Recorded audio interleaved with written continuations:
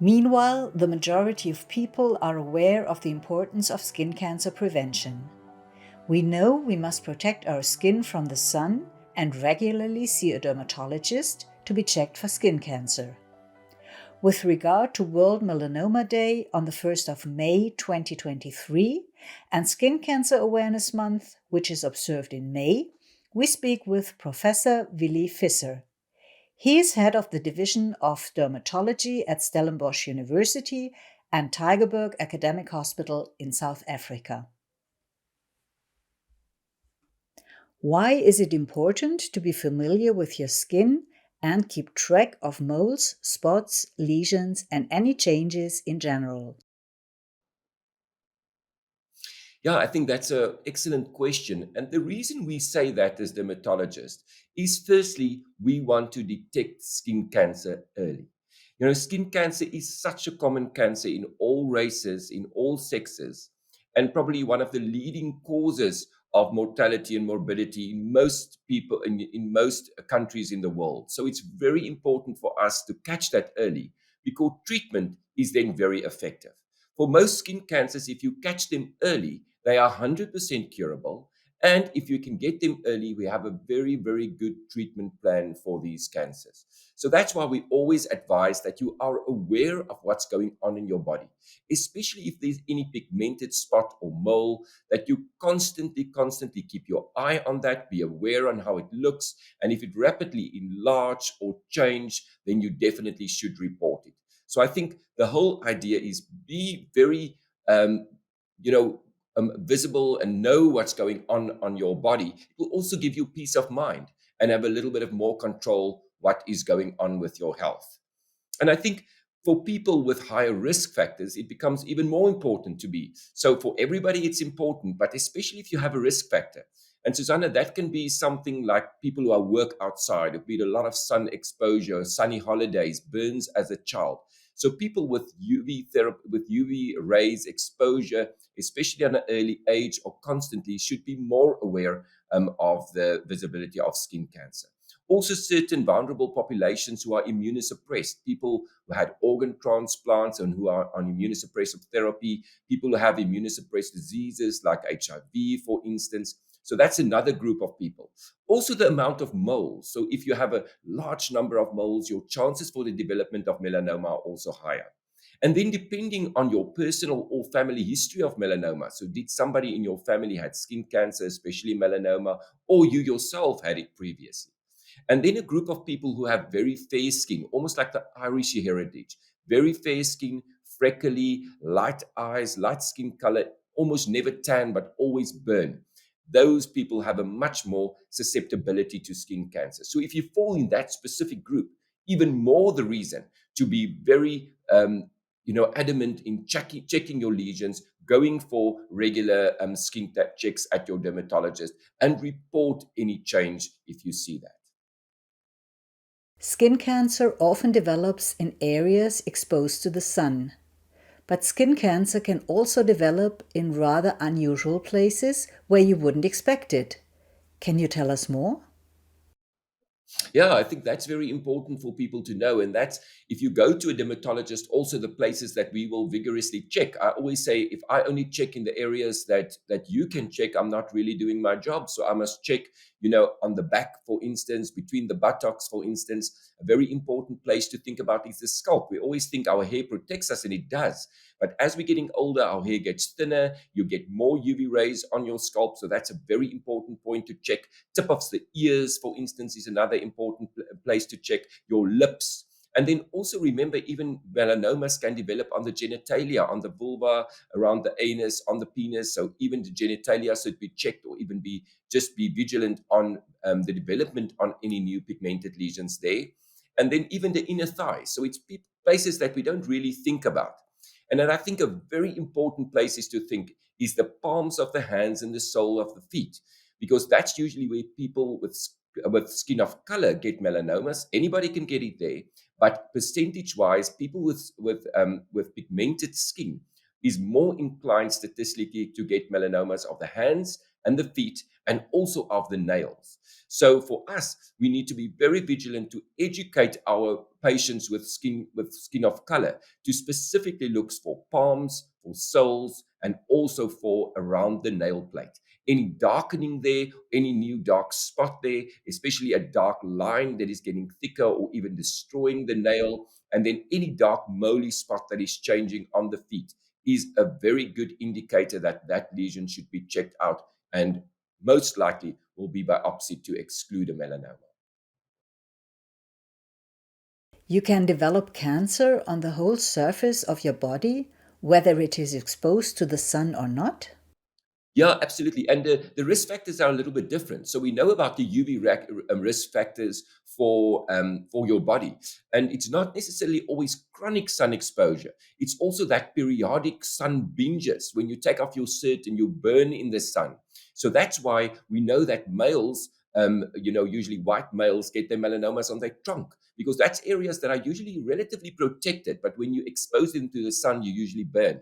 Women statistically get it more on the legs. But it is just as important to also spread that message. So check the hands, check the feet for the development of melanoma. And the risk factors there is probably a little bit different. And we don't understand them very well. Is it trauma? Is there some infection? Is it just a statistical difference? But we also know that these type of melanomas that we call acral melanomas have even different genetics. So we know that the trigger is probably different than the UV damage that we see in the sun-exposed areas. Skin cancer has long been perceived as, quote, a disease for people with fair skin, unquote. But obviously this is not true. How do you and your colleagues fight this notion? Yeah, I think all is about education. And what we know is that everybody can get a melanoma. Melanomas are totally colorblind. Anybody can get them.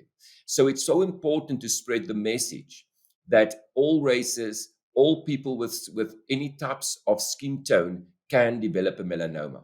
Obviously, the higher your melanin or your skin color, the lesser the chance you will get it in the sun exposed areas, but you can get it still in those other areas. So if you look at incidences of melanoma, it's much higher in people with fairer skin, but they are still developing in people with quite darkly pigmented skin. So we need to fight that message, and all the public type of message that we have, we need to tailor it to our population and make sure that we speak to the acral melanoma groups, which is, except for checking your skin, also check your palms, check your feet, and check your nails. So we constantly need to be aware of that. And interesting, we've done a study in our final year medical students, and we asked about 100 students. We gave them different pictures. And some of those pictures were these melanomas on the hands and feet of pigmented people. And less than 10% of those final year medical students correctly diagnosed that as a melanoma. And I teach them in their fourth year dermatology, and I tell them about this, but it almost wears off. And then, in a way, even our public, or let's say the healthcare service, is not aware of the fact that people can get melanomas on their hands, feet and nails. So we really need to make sure that this message gets through to patients, but also to healthcare workers and to the media to spread that message. And that's why I am so privileged that I can speak to you about this today.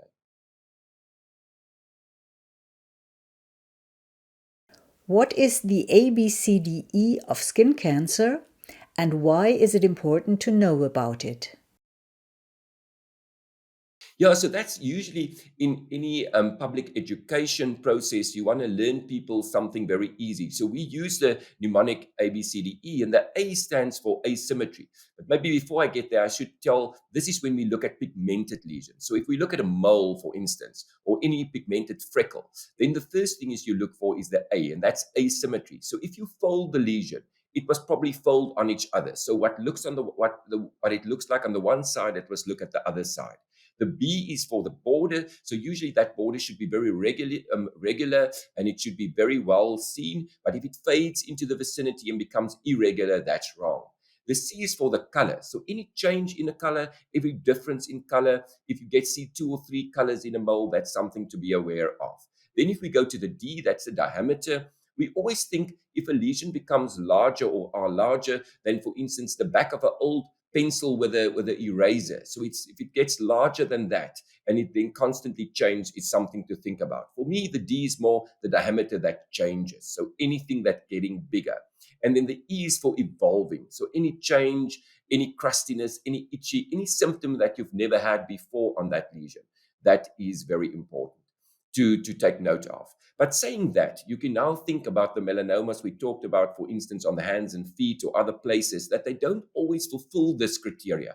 You can get a nodular melanoma, which is a very dangerous melanoma that just starts as a reddish or darkish little bump that grows fast and bleeds. So any red or dark bleeding bump should also be regarded. And again, I always say the ABCDE, and then I add check your hair, check your hands and your feet and your nails. That's very important. And we talked about, melanoma in people with higher pigmentation or with people with skin of color. What is also seen is that these people have actually a higher disease burden and also a worse outcome. And it's not because their melanomas are necessarily more aggressive, but it's because they're not aware. And when we see them, they have these large, thick tumors, and then the outcome of these are dismal. So it's very important to have a very low threshold for the development of these cancers on the hands and feet. What is your personal approach when it comes to preventing skin cancer? Yeah, so I think the universal message is that we know the most important trigger for skin cancer, for the development of skin cancer, is UV rays. So always protect yourself from UV rays as much as you can, and that's the general rules.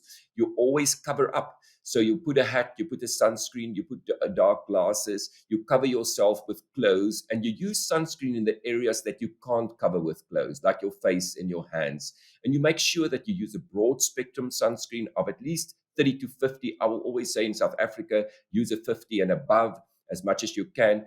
Don't use a sunscreen because you're going to tan or lie in the sun. That's not what sunscreens were designed for. It's cover your body with as much as you can, and then cover those areas with sunscreen that you can't cover with clothes or with other protection.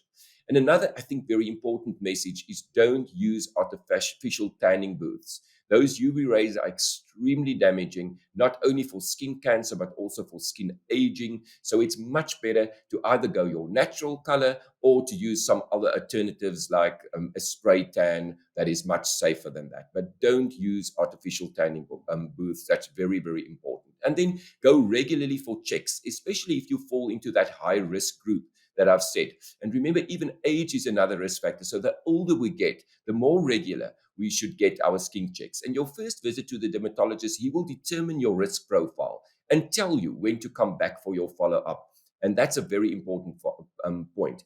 And then lastly, I think just as part of our whole holistic management, it is important for us to live a healthy lifestyle, to exercise, to eat well, to drink a lot of water, to stay out of the sun. As we say, don't smoke, not necessarily for skin cancer, but as a general idea of good living.